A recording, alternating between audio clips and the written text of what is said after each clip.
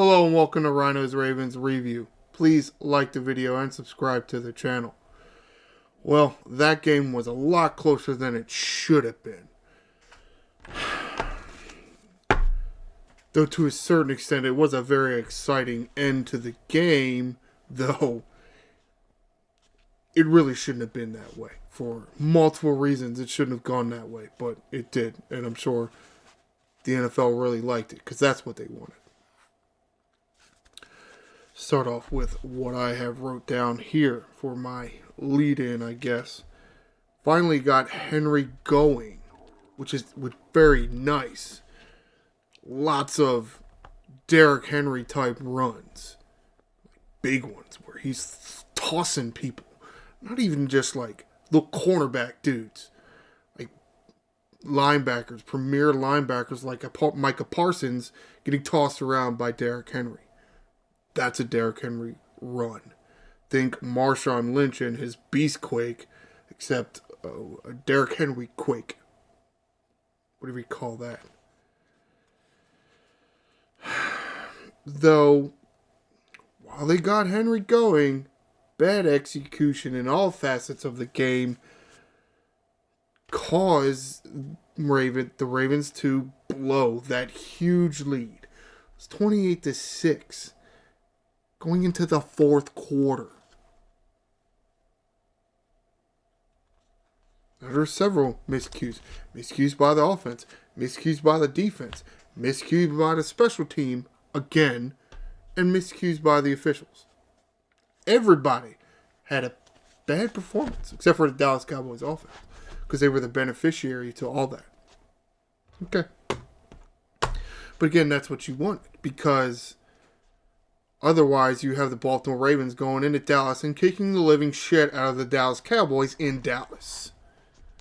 With Jerry Jones in attendance. You couldn't have that. If you were the NFL. You wanted the game to be more exciting. So you made the game more exciting. To a certain extent. Yes, miscues by the officials. But you know what, Baltimore Ravens, if you'd have done a little bit better job yourselves, the referees wouldn't have been in position to affect the game the way they did. You messed up because of terrible coaching and terrible execution.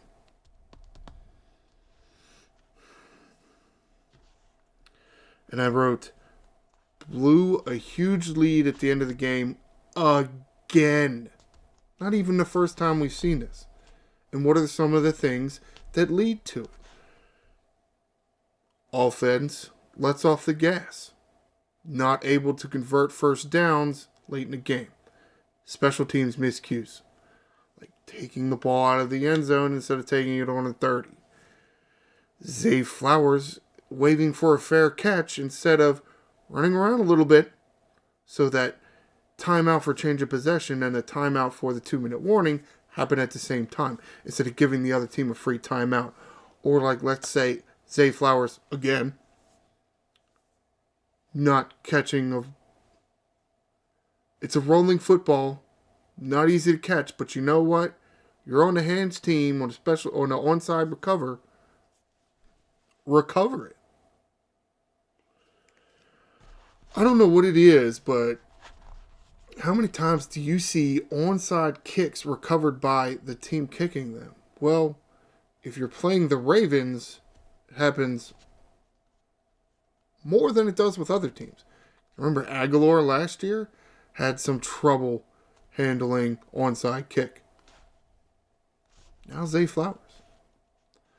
Think Aguilar or Zay Flowers can be on your hands team anymore. Here are your options as far as I'm concerned. Maybe Bateman, but I guess it does depend on, do you trust Bateman's hand? Isaiah Likely, Mark Andrews, Charlie Kohler. Maybe Derrick Henry or Justice Hill. No more Zay Flowers or Nelson Aguilar. Because they can't do it. They've proven that they can't do it.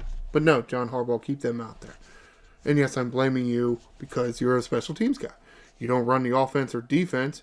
You have no hand in that at all. So you have to have the hands in the special team. And you're doing very bad. Can't do nothing on offense. while appearing to be overmatched in the secondary. Wow. Spent some time in the nickel. You had Jackson and Hamilton and Williams on the field at the same time. I don't know who's originally supposed to be the slot corner. You have a few options like Wiggins or Darius Washington and Armour Davis. You don't have Arthur Millette back yet, so it's Stevens and Humphrey on the outside.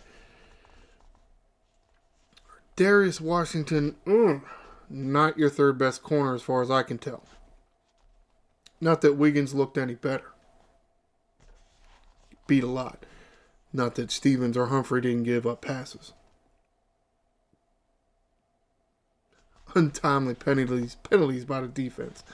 Like Williams' illegal contact. Even though there was a little bit of pass interference on the tight end on Jackson.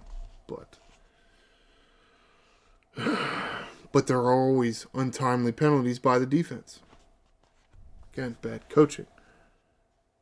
And what the hell? What the hell is going on with Justin Tucker? What the hell happened? Again, we're talking about Justin Tucker missing field goals. I feel like the first 10 years, we never talked about it. Because it didn't happen.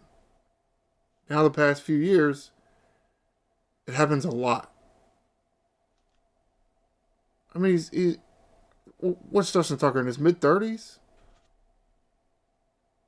He should be able to kick field goals still, right? Stover did it till what? Till he was what, 65? Apparently Justin Tucker can't do it. I'm not even talking about distance. I'm talking about like a 40-yard field goal. He can't make it. Really? Since when? Well, apparently since now. Disappointing.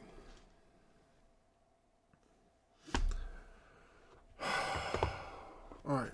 Let's talk about some of the stats here in this game. You see I'm on BaltimoreRavens.com. I'll take you to their little game center box score thing. Odd things. And yes, Baltimore Ravens 28, Dallas Cowboys 25. Even though they should not have been allowed to get 20 points. They were helped getting 20 points. Not just by the Ravens, by the officials. And I'll get to that in a bit. Odd thing I'm hearing is, the offensive line played so well. They played so well. They blocked so well. Lamar Jackson here, 12 for 15 in passing attempts. I'm like, yeah. You think the offensive line did good? Okay. I was never really in question of whether they could run block or not. I feel like a lot of the pressures during runs early in the year came from the edges, where your tight ends and your fullback need to do better. I feel like Likely and Andrews were in there more here in this game in Dallas. I feel like it was Ricard and Kohler in there more. And it was on run plays. Some of the big gains on runs happened when Kohler and Ricard were in there. Yeah, Andrews and Likely were there, but some instances where Andrews trying to block it, like the first time, Derrick Henry's first touchdown in this game. The play before it looked almost like the same play, except Andrews was on the edge trying to block down, and Andrews, this half-hearted, not even half-hearted, quarter-hearted attempt to block the guy, and that guy actually stopped Derrick Henry.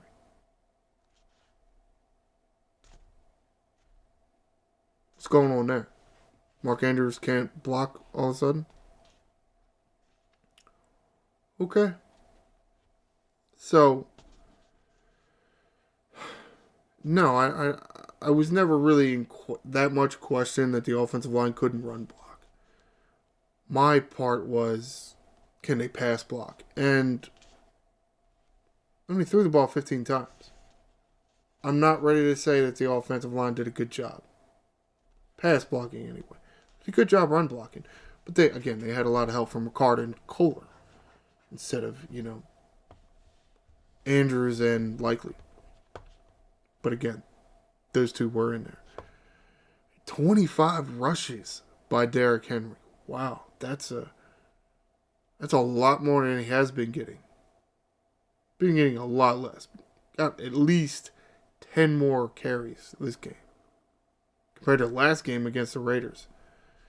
And of course, he rewarded you with 151 yards. Wow. Is that more than 5 yards? Is that really more than 5 yards a carry? 6 yards a carry. 2 touchdowns. And yes, because of that, Lamar was able to get going really well. He rushed 14 times, which I'm not super excited about. But again, what do I want Lamar to rush? 10 times? He did it 14. Terrible. One was on a fake, and he was able to get in the end zone untouched. So, yeah. Then there was the one at the end of the game, the play action read thing that got the first down that sealed it. So I'm okay with the number of touches Lamar got. As far as running, I'm somewhat surprised Justice Hill didn't get a few more touches. He was five attempts and got 33 yards, which is Dallas Cowboys defense very exposed for running, which is why the Ravens didn't throw the ball much. I'm looking at some of the, I'll get to the NFL's page here. Again, here, NFL.com here. I like their stats as far as, especially when you're looking at receiving here, because you can see the receptions and you can see how many times they were targeted. BaltimoreRavens.com does not do that. Aguilar, 1 target. Kohler, 1 target. Bateman, 4 targets. Derrick Henry, 1 target. Went for 23 yards. Justice Hill, 2 targets. Zay Flowers, 4 targets. Isaiah Likely, 1 target. Mark Andrews, 1 target. So you threw 3 passes to your tight ends, and only 2 of them were caught. And between Likely and Andrews, were supposed to be 1 and 2 on a depth chart, there was 1 catch for 4 yards. Kohler had 1 catch for 30 yards. Which, look, if he's the better blocker and if it's going to work in there, and look, because it would appear that Kohler is the better blocker, yeah, he should get some more passes thrown his way. Because otherwise it tips your hand too much.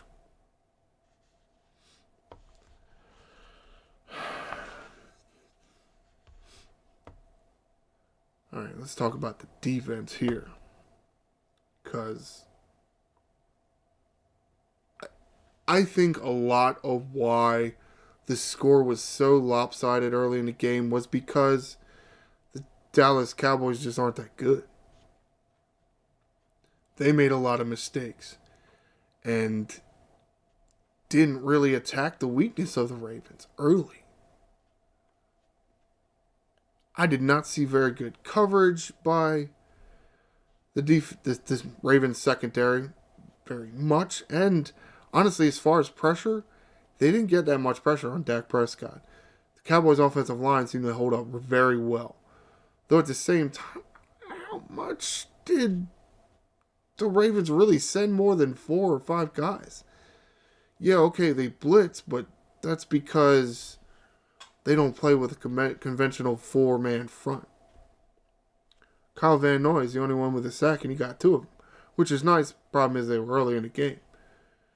Kind of disappeared late in the game. It's like, where was the pass rush? Of course, Owe would have had a sack, but refs decided to see it differently.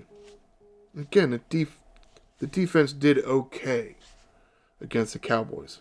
Again, for the first 3 quarters.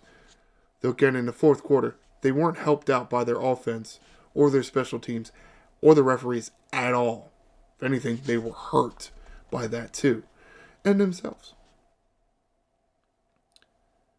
Again, and I think part of the reason why the secondary was exposed to having bad coverage was there just wasn't pressure.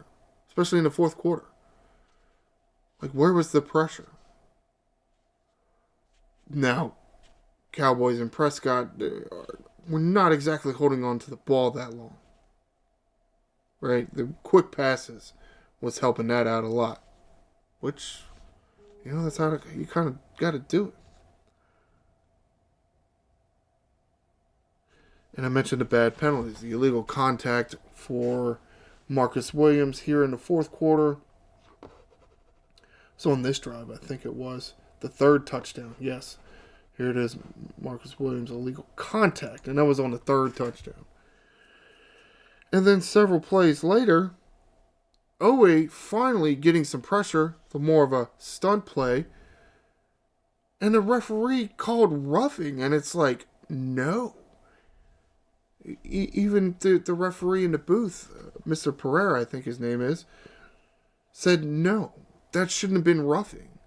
He didn't lift the quarterback. He didn't land with all his weight on the quarterback. Where's the roughing coming in? Where's the roughing? None. There wasn't any roughing. The referees just decided to call it. Because they wanted this comeback to keep going. Otherwise, how do you call that? You look at that for Owe and it's like, oh, defenders, if you're not allowed to tackle like that. Oh, we're not allowed to tackle like that? Okay, so we can't grab their jersey and pull them towards us. We can't grab inside and pull towards us. You can't grab them and just drop with your weight. You can't go low on a quarterback. You can't put your shoulders in their thighs and go forward. You can't hit them up high. What?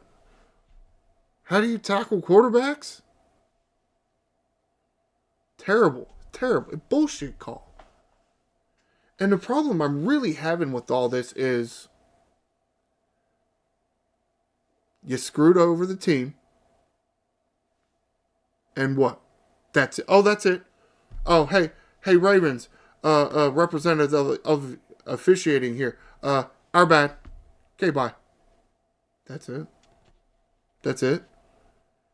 You call things like that, key moments in the game that have a direct and huge impact on the game, you got to start compensating teams. It's opinion, I guess. It's my opinion. Because you're not even answering to us. You're not even answering to the fans. Explaining it to the fans why you called that. Oh, I thought I saw this. Okay, but it wasn't there. So you called it because why? Oh, okay. And it's really the lack of transparency that really bothers me. You want this to be a fair game, or do you? Because it doesn't feel like you want this to be fair. You want to make money. However you get that way, if you have to throw a flag here or there, if you have to not throw a flag here or there, we want to make the game exciting. And then you come out and say, oh, well, we don't want this and we don't want that, blah, blah, blah, and injuries. And you talk about wanting to save people from injuries. And you throw penalties on defenders when they grab inside of the back of an offensive player's shoulder pads and pull them down and tackle like that. Horse collar tackle. How Terrell Owens got injured. Well, there was going to be an interception by a Baltimore Raven, but you know what? Mr. Cowboy wide receiver decided to stick his hand in the back of the shoulder pad and pull down. Yes, obvious pass interference. Is it a horse collar tackle? Is that also a play? Is that a unnecessary roughness or what other words they? What's the other one? That's personal foul. And would that be added to the end of it? In some cases, yes. Should it have been called? Yes. Was it called? No. Because why? Because you chose not to call it. It's not like you missed it. Hell, I mean, there were like 2 flags thrown on the play. You saw it happen. You just decided not to call the horse collar penalty. Because then you would be calling it on an offensive player instead of a defensive player. And that's just not allowed. Offensive players are allowed to do things to try to injure defensive players, but defensive players have to change how they tackle. Oh, okay. Of course, the key word there is it is a defender's job to tackle offensive players. The offensive player doesn't have to tackle like that. He could have just went up and shoved him out of the way, but instead he grabbed him by the horse collar. He did a horse collar tackle on him. Nothing. Okay, cool. Tool bags. And talking about this, again, these miscues, all happening in the fourth quarter, which is ridiculous.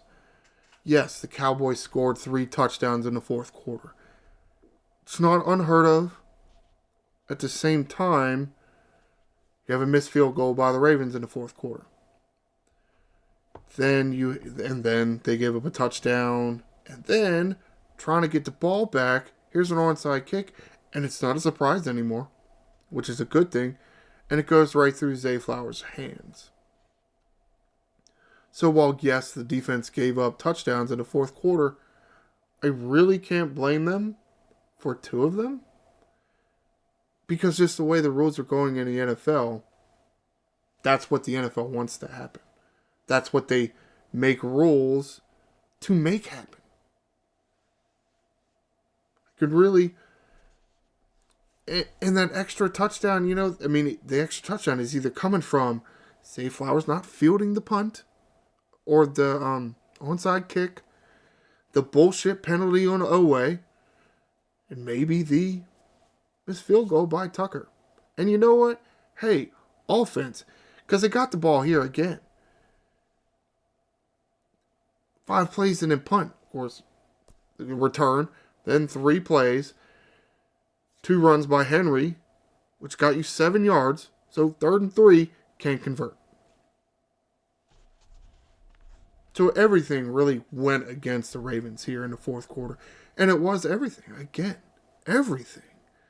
Miscues by the offense. You got 7 yards in the first 2 plays. You couldn't get another 3. Special teams. Can't kick field goals apparently, and you can't recover onside kicks. Wow. Referees telling you to piss off. Ridiculous ass penalties. At least the one anyway. Because that one on Oweh is just absolute bullshit. And just no pressure. So between, again, the Ravens defense themselves, the Ravens offense, the Ravens special teams, and the referees, all 4 things went into that fourth quarter collapse. Or that fourth quarter almost collapse.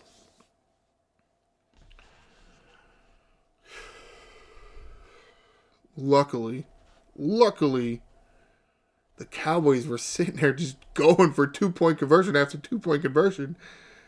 And they didn't. Well, I guess the 2. Right? And they couldn't get either one. It helped a lot. Of course, at the same time, Tucker hits that field goal. It's a lot different anyway. Whatever. You've heard me rant enough as it is. Let's wrap this up and get out of here. So while this will do it for this edition of Ryno's Ravens review, looking ahead to the schedule here, you see the Buffalo Bills are next. And this game will take place at M&T Bank Stadium. It is this coming Sunday at 8 o'clock. So a primetime game. Buffalo Bills in town. So please stay tuned for, we'll say, Saturday for my next edition of Ryno's Ravens preview. And I will preview the game between the Buffalo Bills and the Baltimore Ravens. So please like the video and subscribe to the channel. I am the Angry Ryno. Fly Ravens fly.